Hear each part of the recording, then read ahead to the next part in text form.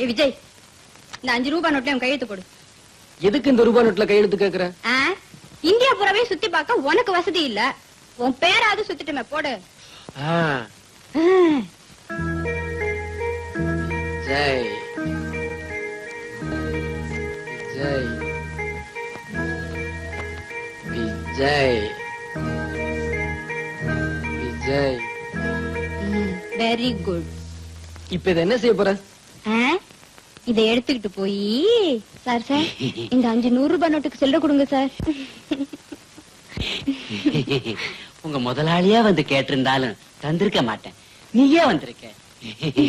குடு குடு. என்னங்க? எல்லாத்தையும் பார்சல் பண்ணுப்பா. சில்லறை வேணும்னா அடிக்கடி வாங்க. தேங்க்ஸ்.